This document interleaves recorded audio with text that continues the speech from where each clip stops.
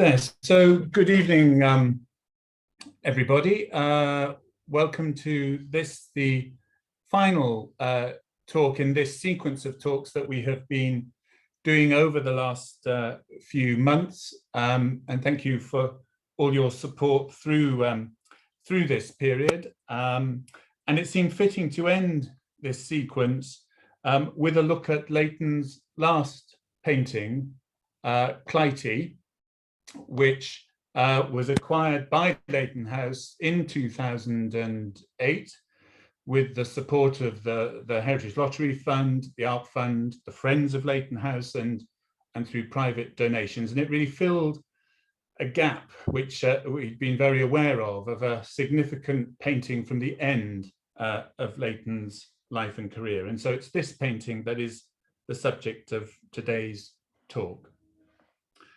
On Wednesday, the 22nd of January, 1896, Frederick Leighton worked for the last time in his studio at home. The morning was spent making drawings from the model, as he had done on countless occasions over the previous 30 years.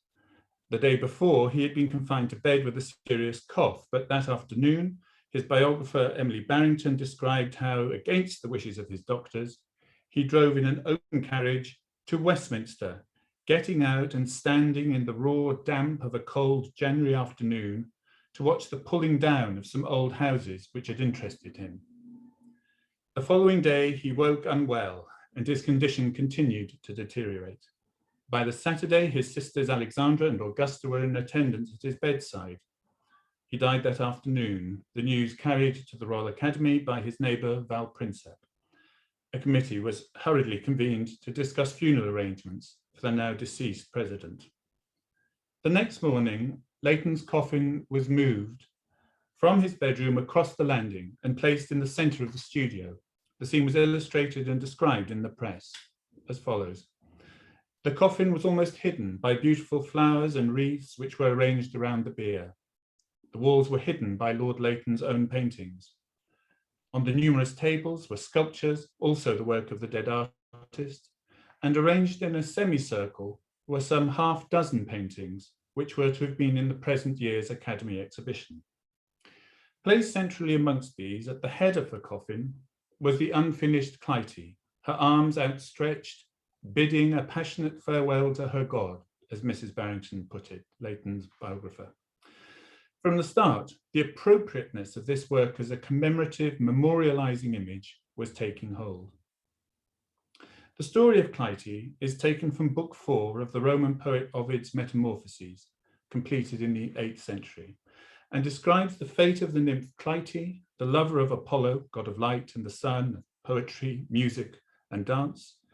And when Apollo abandons her for another, she extracts revenge on his new lover, causing her to be buried alive, but is unable to win back his affections.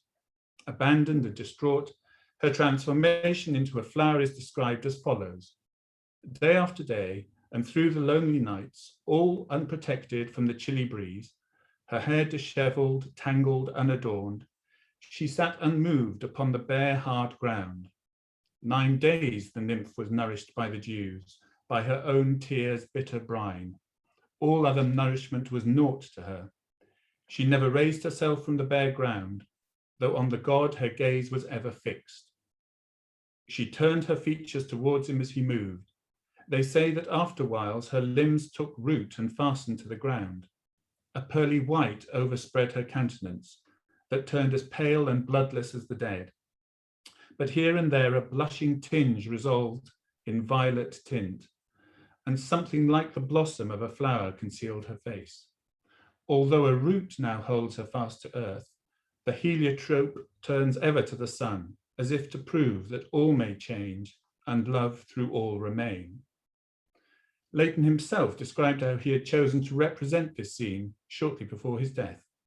I have shown the goddess in adoration before the setting sun, whose last rays are permeating her whole being. With upraised arms, she is entreating her beloved one not to forsake her. A flood of golden light saturates the scene, and to carry out my intention, I have changed the model's hair from black to auburn. To the right is a small altar, upon which is an offering of fruit, and upon the pillar beyond Beyond it, I shall show the feet of a statue of Apollo. It was not difficult to see how this image of a figure imploring the departing sun not to forsake her could so readily be taken to represent Leighton's own sense of desperation at the prospect of his life ending, his own raging against the dying of the light. Clytie was selected as the single work chosen to represent a deceased academician at the Royal Academy's summer exhibition of 1896. Again, the art journal picked up on the appropriateness of this image, finding something, and I quote, saddening in its suggestion of yearning for life, its hint of craving that is in us all for light. It is pathetic to see this passionate appeal made by a man to whom had come his last moment of waning vitality. The picture was subsequently acquired by the dealers of the Fine Arts Society, who produced a commemorative booklet extolling the virtues of Lord Leighton's last picture, while of course encouraging subscribers to buy Mezzotint reproductions of the work. When Leighton House was presented with the opportunity of acquiring Clytie in 2008, it was precisely its status as his last work, and how effectively it seemed to stand as a parting statement, a picture about his leave-taking, that enabled such a strong case to be made for why it should be acquired. But I wonder whether it's all quite as clear-cut as it seems. Has not the coincidence of this picture with Leighton's death made it difficult to see it in any other terms? What if he had finished it and gone on to make other pictures, as the evidence suggests was his intention? What if he'd lived to see it hung at the Academy in the company of his other works for that year, and it had subsequently merged into the larger canon of his work? Would this change the way we view it? Leighton's death has given it one meaning when it might at the very least have started with another. In this talk, I want to look again at Clytie, trying to resist the label of the last work and put it back into the context of the period leading up to its near completion, and see if this suggests an alternative interpretation. Part of Clytie's status derives from the assumption that in the last 14 months of his life, Leighton knew that death was imminent and inevitable. His health had never been particularly robust, and it is certainly true that from his first attack of angina in the autumn of 1894, as he walked the short distance from a concert at St. James's Hall in Piccadilly to the Athenaeum in Pall Mall, his last year was dominated by the struggle to regain full health. But at the point of diagnosis, there remains the possibility that he could make a full recovery. Even over the period that followed, between what were clearly agonizing attacks, Leighton seems to have been able to function almost normally, giving rise to conflicting and uncertain reports about how ill he actually was. Some were clearly shocked by his decline, others by how much himself he seemed. Did he know that his time was limited? And if he did, would this artist whose work had been so characterized by an emotional reticence, by the apparent removal of himself from his own productions, react by painting a picture that seemed explicitly to convey a sense of his own impending mortality? Was this really his intention? If Leighton felt his days were numbered, he was certainly putting a brave face on it.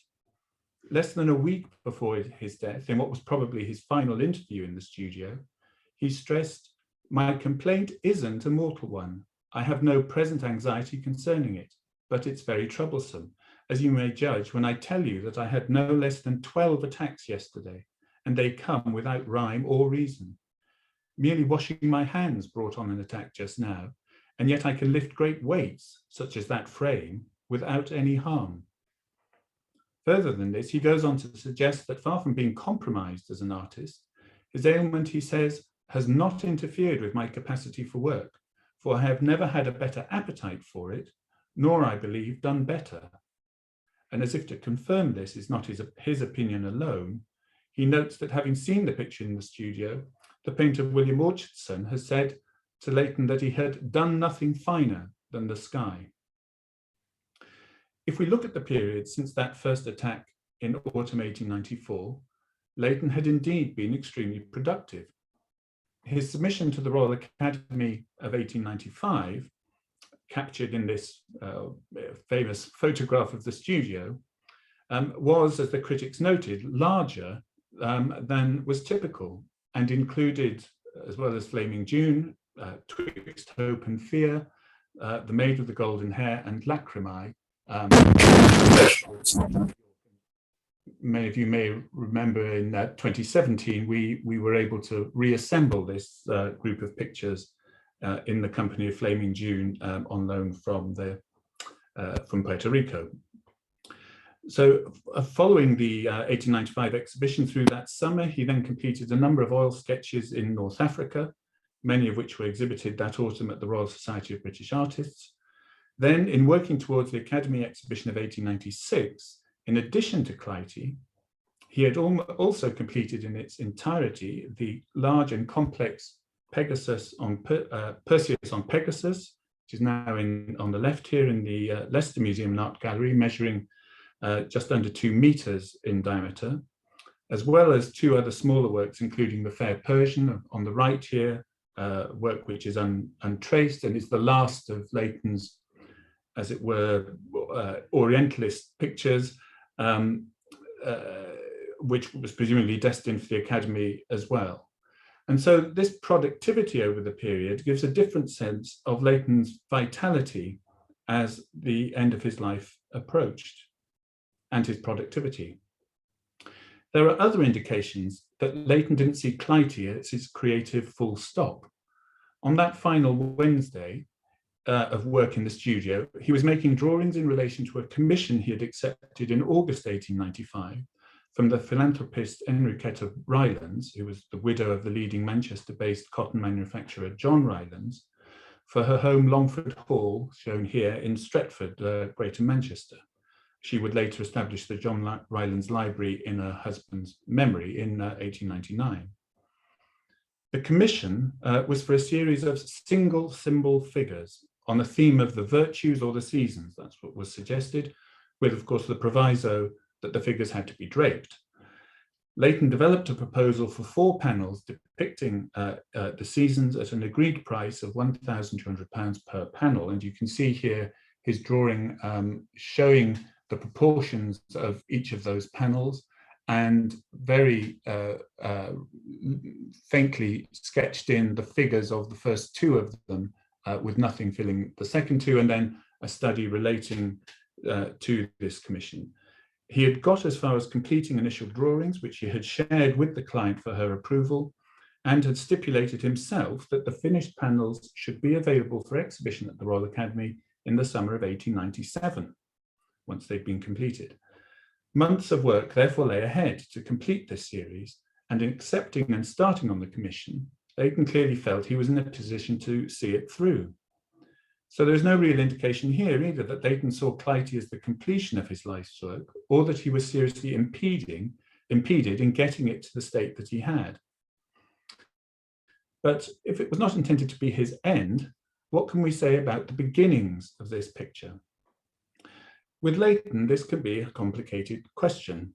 We know enough about the way he worked to understand that the conception and gestation of a picture was a complex, drawn-out process of looking back into ideas and sketches often made months or years before and generating out of them ideas for new compositions. A good example of this is this sheet, which is in the collections of the Tate. So this is where you see Leighton capturing in a sort of postage stamp thumbnail the DNA, if you like, the idea of a picture that has appeared as he described it in his mind's eye, and which, although in this very small scale, holds the information from which he will at some point generate a finished composition. And you can see that, of course, there's a lot of work between the thumbnail and the finished picture, but often it's remarkably consistent with that conception.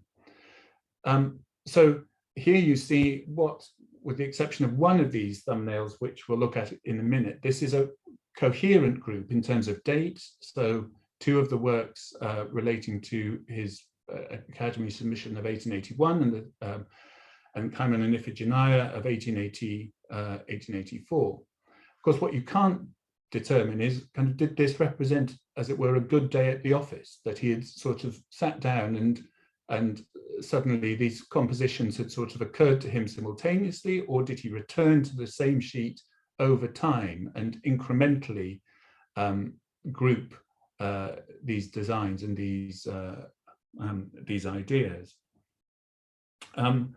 what is certainly the case is that if we think of the artist's year being determined by the 12 months leading up to the handing in days of the Royal Academy at the end of March, early April of each year, Leighton certainly did not sit down at the start of each of those periods and invent the 3, 4, or 5 works he might conventionally send to the exhibition. Larger, more complex paintings might be made over a series of cycles. Ideas that had been brewed over for many years might be returned to and taken forward. And as I say, a posed device for one composition might evolve into the germ of an idea for another. In the particular case of Clytie, we know that its origins lie many years before 1896, and perhaps in an unusual or unlikely location. It therefore seems highly probable that the idea of the painting was in development long before the onset of Leighton's condition. As we'll see, he actually confirmed this to be the case, suggesting it was not necessarily a response to the idea of his dying, but part of a longer continuum of work, both technically and thematically. So over 20 years earlier, in September 1874, Leighton had travelled to remote Donegal in the west of Ireland. A sketchbook bought in Dublin en route and now held at the Royal Academy contains a series of pencil sketches made of the rugged coastline. Across a double-page spread is the rapid representation of a skyscape annotated by Leighton with descriptions of colours made on the spot in order to capture the scene before him. This first drawing was then worked up into a sketch in oils. The sale of Leighton's collection after his death in 1896 included a study of Sky Donegal. And although untraced, the catalogue states that this was used as a study for Clytie. The same Royal Academy sketchbook contains a second pencil skyscape, presumably again put down very rapidly and on the spot. And in this instance, the corresponding oil sketch is in the Leighton House collections, entitled Mullinmore Island, although it's probably not actually an island and is an outcrop into the sea. And this practice of recording landscapes was an important part of Leighton's travels. Towards the end of his life, he did exhibit some of these sketches, but for the most part, they were painted for relaxation and his own interest. On his death, over 200 were in his possession, lining the walls of the studio. They were not necessarily painted with a specific use in mind or quoted from directly in a later finished painting, but were a reminiscence and suggestion, as Leighton put it, from which he might draw motifs, colours, effects of light, or whatever it might be, and incorporate these into the background of a composition. But what is so unusual about the skyscape that we were just looking at is that it did not become incidental to a later work, but was the basis for a finished picture, a first version of Clytie, which was one of 5 works that Leighton exhibited at the Royal Academy in 1892. So again, if we look at the sketch, what you can see is the horizon line, the row of hills in front, and then a kind of funnel of cloud diagonally crossing the composition. And then here is inscribed the location of the sun itself as it departs over the hills. And so here then you see that translated into the first version of Clytie, exhibited, as I say, in 1892. And if we then look again at that set of thumbnails from a decade earlier, say, we don't know exactly when it's produced, but say around 1880, you can see up at this top left corner is a little thumbnail relating to that first version of Clytie, so suggesting that it had been perhaps a decade as that idea had taken hold and Leighton had worked towards the idea of producing that picture. But it was highly unusual, I mean, very rare for him to exhibit what in effect was a finished landscape picture. Other than 2 views in Capri exhibited at the Academy at the beginning of the 1860s, it was the closest Leighton came to the exhibition of a large-scale pure landscape in his career. Indeed, critics couldn't help but describe it as such and were clearly somewhat nonplussed by its appearance at this relatively advanced stage in his career, with no real precedent. Reaction was generally favourable, the Pall Mall Gazette describing it as important a work as any that he will send to this year's Academy. But the critic noted, to give it a certain amount of human interest, the kneeling figure of Clytie with arms outstretched, facing towards the departing sun, is discreetly, almost imperceptibly placed at the bottom right-hand corner. And so you can see it here. And when this work, which we had at Leighton House on loan for a long time, now in the Fitzwilliam Museum, you really, unless you almost know it's there, would not discover it. This is a poor resolution image, but you can see the blown up version of Clytie kneeling in the pose that we are familiar with. And so we can only speculate about whether the pictorial possibilities of this skyscape prompted Leighton to seek a subject which it could be harnessed to and lighted upon the Clytie story, or whether he was already identified with that story in some way, and that triggered the recollection of the sunset that he had seen all those years before, and that's what prompted the making of the picture. But it was clearly, as I say, not something that was prompted by his immediate circumstances and had been thought about for some extended period of time. But it was not just the emphasis on landscape that marks out the first version of Clytie as different. I'll just go back to here. The finish of Leighton's paintings was conventionally worked up to an impregnable, smooth surface. Following his death, the Athenaeum identified this as a defining rule of his career, what was described as artistic completeness, the finish that is due to study, patience, and industry. Yet with this work, something of this polish breaks down. There is an unusual immediacy and vigor to the painting of the sky, and particularly the thick impasto of the sun. The 1874 sketchbook drawing annotates the spot where the last of the sun is spilling over the line of hills as simply a blur of dazzling gold. Perhaps Leighton felt this broader technique was somehow more acceptable or appropriate in the treatment of a landscape subject than in one of his conventional works.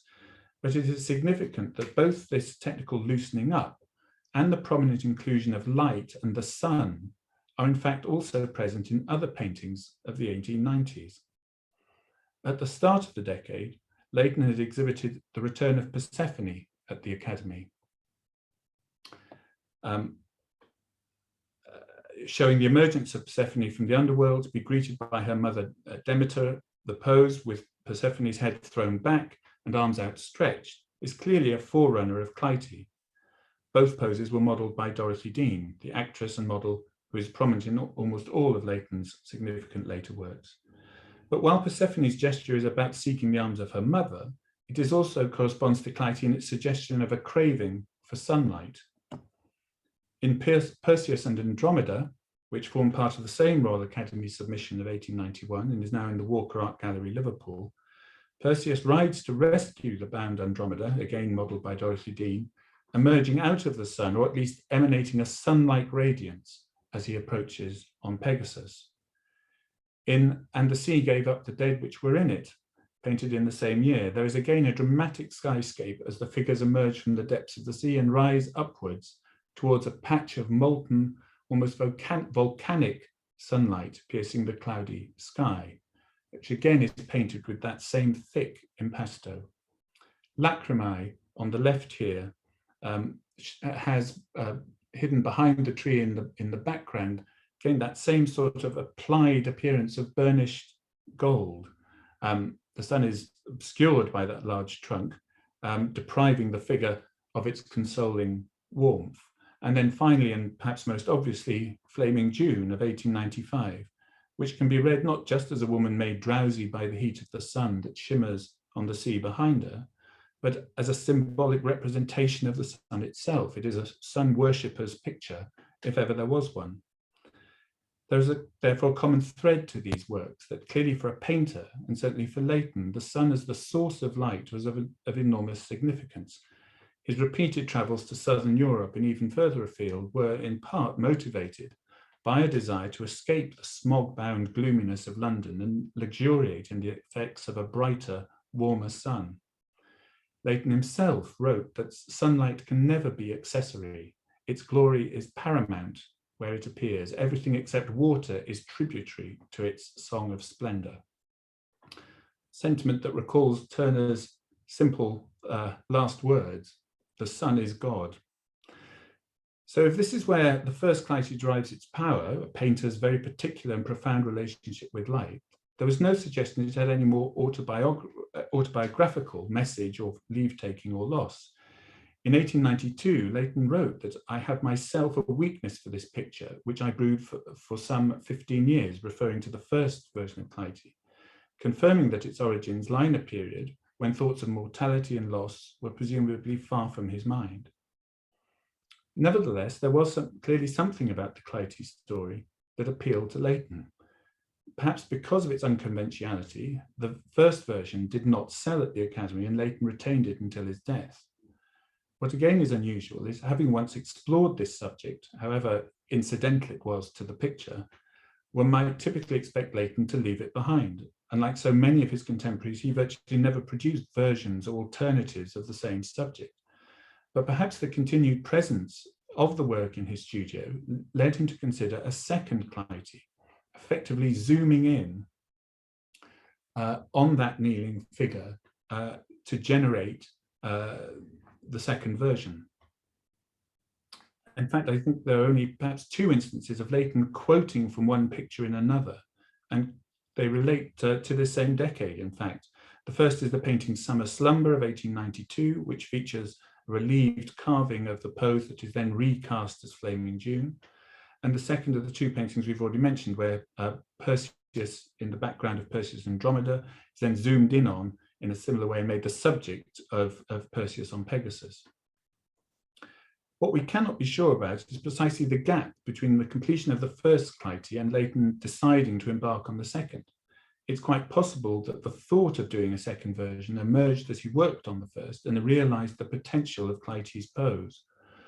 Or, as suggested, the simple presence of the first version prompted a revisit, a rethink, and that one almost led into the second, despite the 4-year gap between their exhibition. How then did the production of the second Clytie progress against the backdrop of Leighton's last year?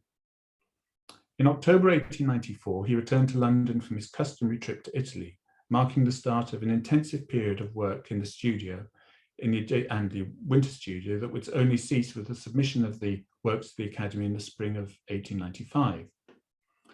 A sign that his pictures for the Academy in 1895 were completed was the annual visit by his closest royal supporters.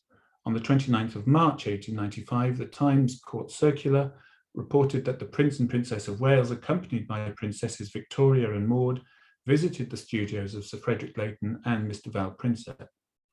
But clearly Leighton's health was not improving.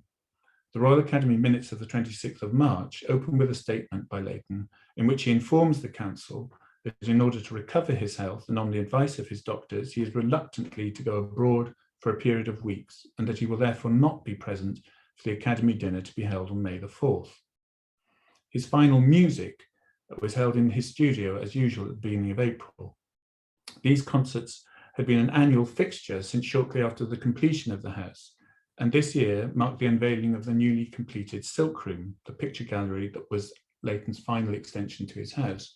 And this is a photograph of him in that completed Silk Room, and so dates it to exactly the period we're looking at, where I think it is clear that he has aged, looks tired, not sufficiently so to have omitted to include that very neatly placed curl on his forehead, something that was always a feature of these posed photographs. His last official engagement was at Marlborough House on April the 9th as a member of the Council of the Society of Artists. And if he had made any start on the second Clytie by this point, it was now left as Leighton set off to North Africa, which he had first visited in 1857. And he travelled first to Morocco, arriving in Tangiers. and his departure was later recalled in the St. James budget following his death. When last spring he sailed from the London docks in search of the health which his intimates knew would never be restored to him, the spectacle of his handsome form alone on the huge vessel, with not even a servant to minister to his wants, was a sight to bring tears to the eyes of his comrades who came to bid him farewell.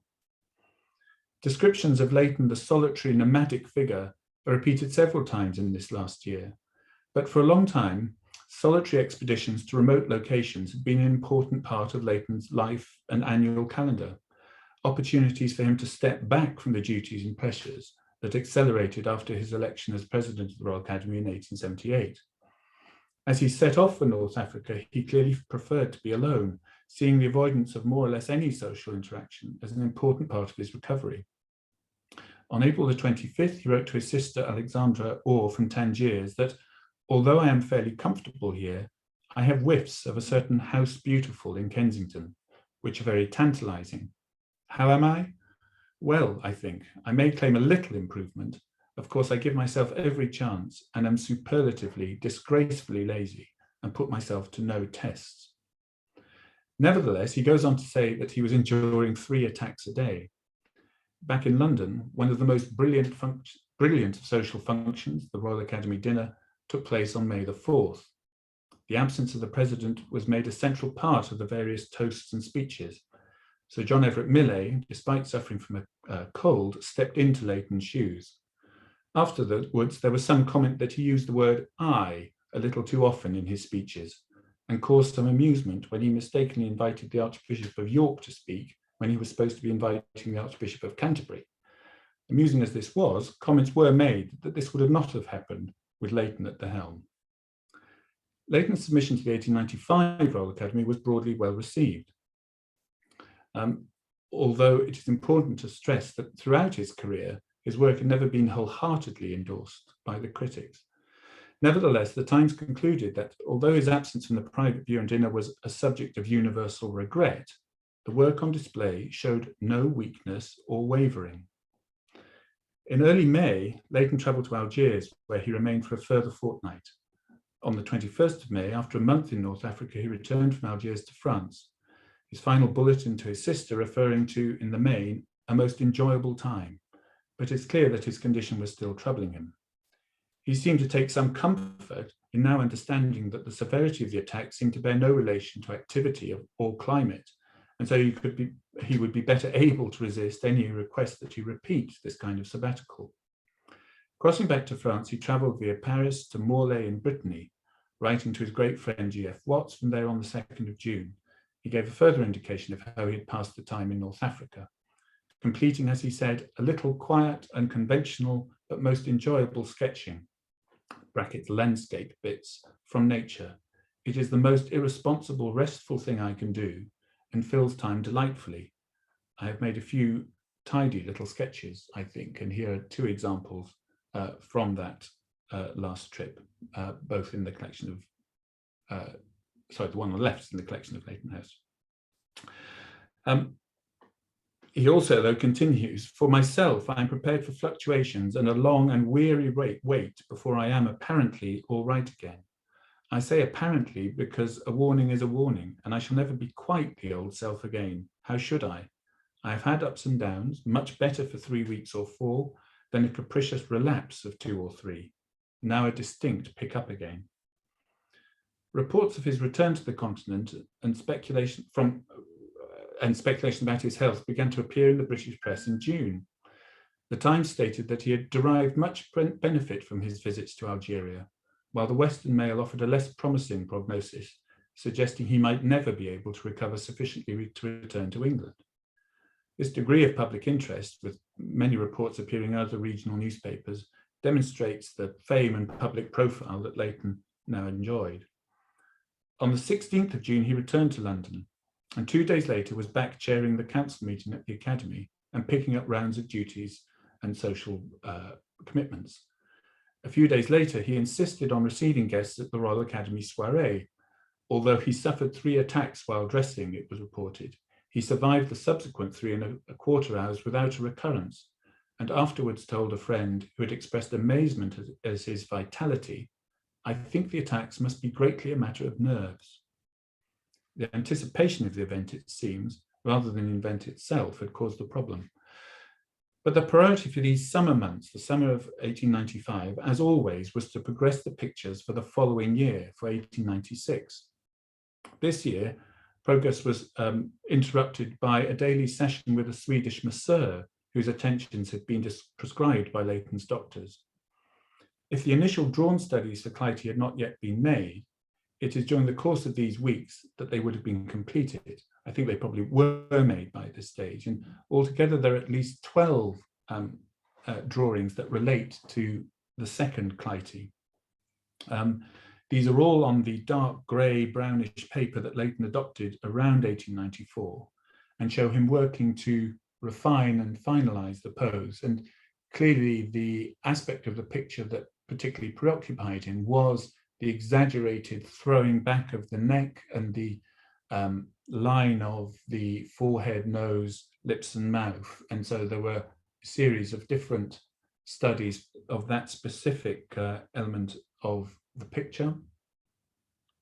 Also of the fall of the hair, which, as he said, he had turned from black to auburn. Then the finished drawing of the whole composition, the colour sketch where you can see that auburn colour has been deployed, and it's somewhat an indignity being suffered by Dorothy Dean here of turning her on her side, but she is cited by Mrs. Barrington as posing for this picture, as she had for so many of the pictures over the preceding 15 years or so, and just this is sufficient, I think, to indicate that that profile is indeed the same profile. But I think what's sort of extraordinary and so typical of Leighton is that, you know, this is after years of picture making, that he doesn't in any way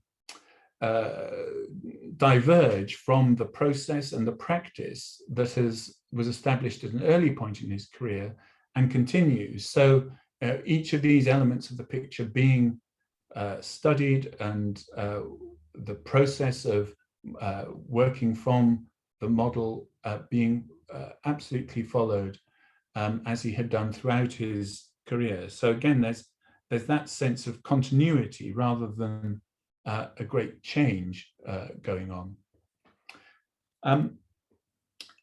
So he remained in London to the end of the season, and it's not possible to know at what state Clytie had now reached, the second Clytie, but he had long experience of getting works completed to this annual schedule, ready to submit to the Academy, and he must have felt confident that it was sufficiently progressed for him to leave it and again embark on his a further set of travels.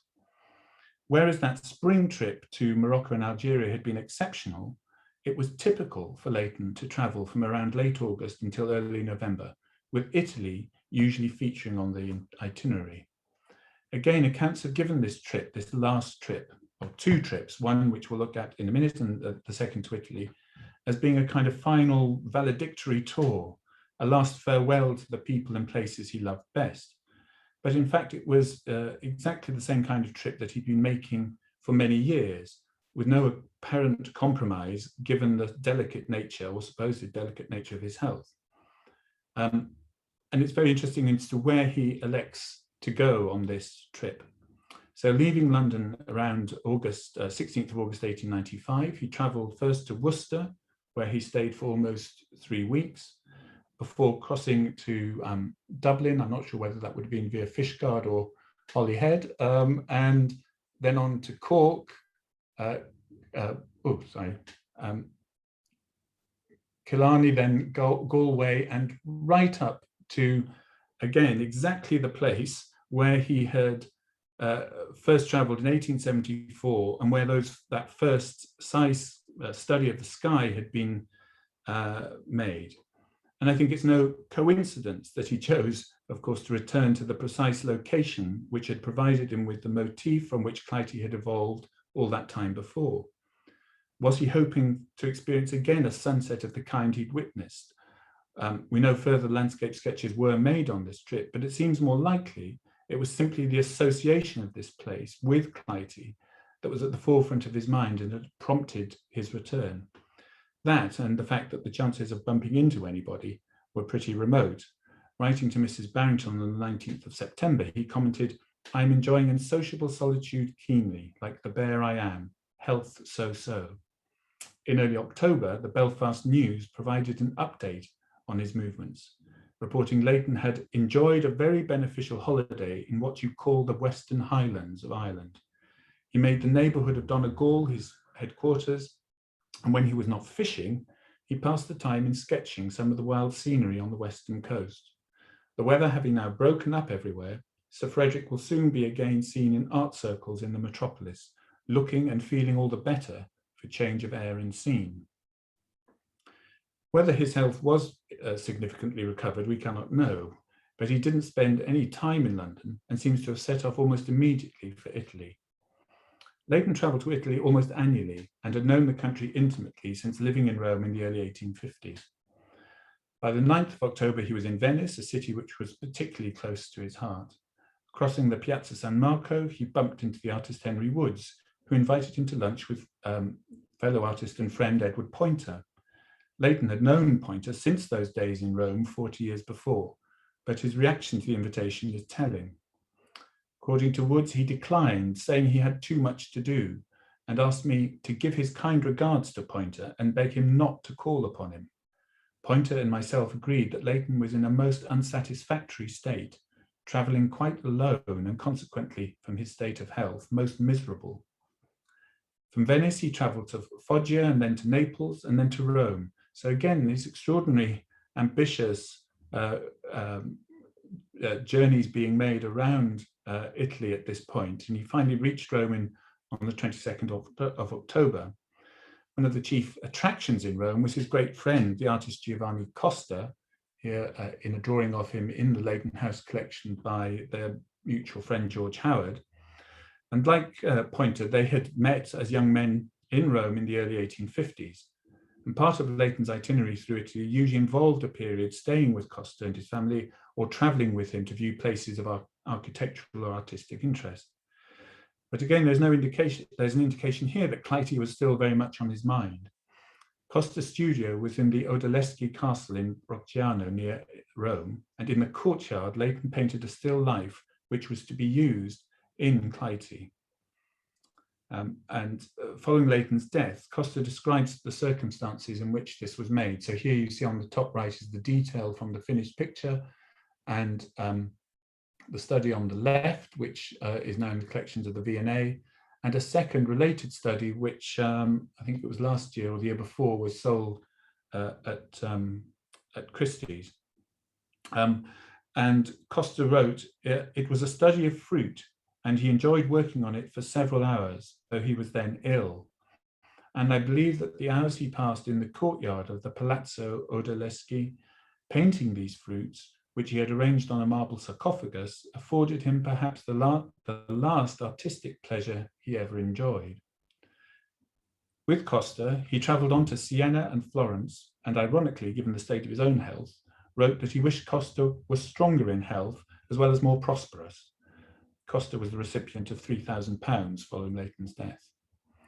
Whether his doctors would approve of this itinerary, of this extent, seems unlikely, but writing to Mary Watts as he broke his return journey in Paris, he reported a relative improvement. "I have been wandering about Italy, moving rapidly from place to place, and as my health between attacks is good, I have made much and keen enjoyment of what is beautiful and noble in nature and art. And this does not become blunter with years, but rather grows and gathers warmth and glow." By November the 5th, he was once more back in the chair at the Royal Academy. But the next day he wrote to his neighbour, Mrs. Barrington, that he was no better, no worse. He had now 5 straight months in which to complete his academy submission and got down to work, punctuated by his usual round of social and other engagements. One of the last of these seems to have been on the 6th of December, when in the company of the Secretary of the Royal Academy, he made the journey to Windsor and an audience with Queen Victoria to discuss Academy affairs. Progress on the paintings appeared to be good, as Leighton himself reported to a caller, I was idle for 5 months in the summer, but since my return, I have been working hard and have produced the pictures you see. This brings us back to the house and the studio and that final interview conducted just a few days before his death, when the picture had been brought to the state in which we know it today. I've quoted the extract in which Leighton makes a claim of how well he was working and the praise the picture had received. There then followed an interesting exchange. The journalist is bold enough to suggest that Leighton should leave off the painting and not take it to his normal high level of finish. Leighton replies, "I shall certainly try to finish it and shall probably spoil it. I am not a great painter, but I'm always striving to complete my work up to my first conception, and it is but seldom that I do not fail." According to the same journalist, his final days after working in the studio had ceased.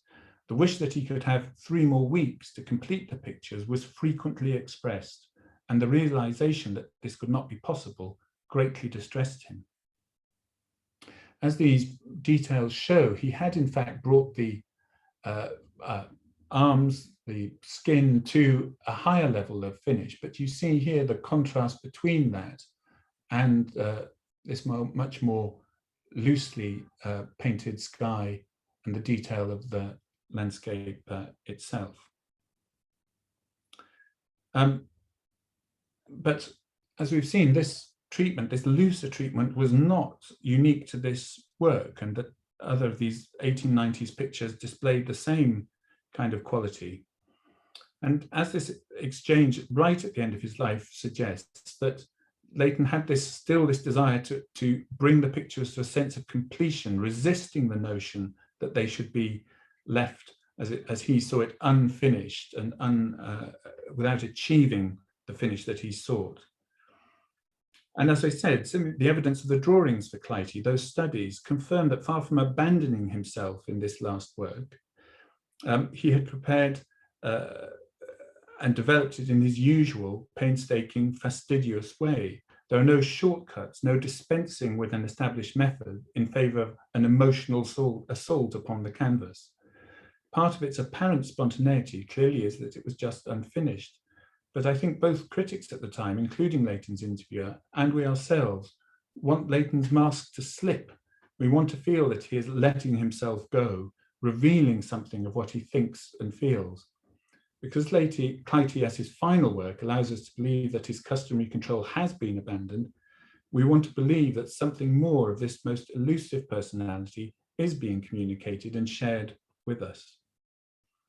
And then as just a closing footnote, I've always been struck by Mrs. Bounton's description, very deliberate and perhaps deliberately ambiguous description of how when the picture was in Leighton's studio and his coffin in front of it, she says, "In the center, above the head, the sun-loving Clytie stretched out her arms, bidding a passionate farewell to her God." And the ambiguity there is who is quite saying farewell to whom. The idea, the notion that it's Dorothy Dean is the model, in Clytie is Dorothy Dean, who is saying quite farewell to whom in that sentence. So perhaps there is some idea of where Leighton's life and his art really coincide. There, thank you very much. I think there's an opportunity if anybody wants to ask a question or to put a question into the chat, then please do so.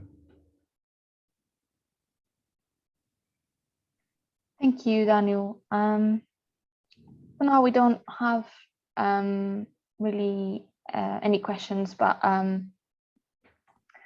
there's a comment asking whether we could provide a little list of the paintings and drawings that were in the presentation. Yeah. So perhaps we can send that through to everyone in the email. So we have the question now, which is why did he go to Foggia? I don't think we know anything about that other than the fact he called there. But I think these trips with Costa, very often had a definite sort of aim in mind, to visit a particular church, to see a particular altarpiece in a particular church. So there may have just been something that was on their kind of itinerary or wish list of places that they wanted to visit. And then just a comment in case you want to add something, which is how women played a very important part in Leighton's life. It seems like the two sisters, Dorothy Dean and Mrs. Barrington, whether you wanted to make any comments on that. Well, that's certainly true, that his sisters were a constant close support to him, and did much with Mrs. Barrington. Well, were instrumental in the preservation of the house and its conversion into a museum, and certainly in the new displays that will be in the house when it reopens.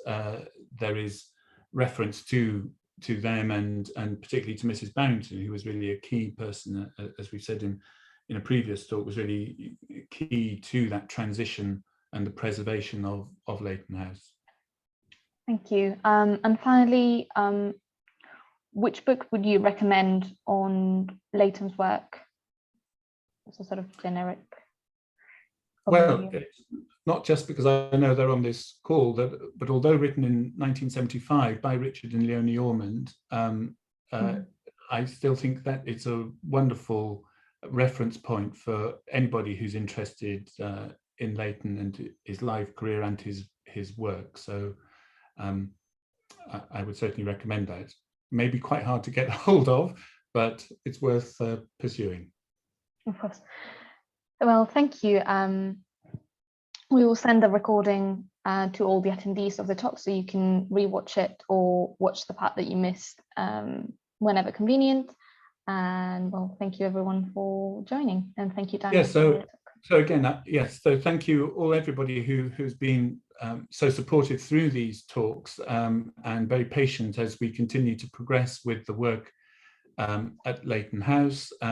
That has been subject to delays and discoveries not of the kind you would necessarily wish to make. So principally the winter studio has been found to be in a much poorer condition than was known, and so this is all extending the timeline and the point at which we can reopen, but we remain very busy behind the scenes. So thank you for your patience and for, as I say, for your support of these, and thank you to Claudia, who's been instrumental in organising and setting them up, and being key to their success. So thank you all very much.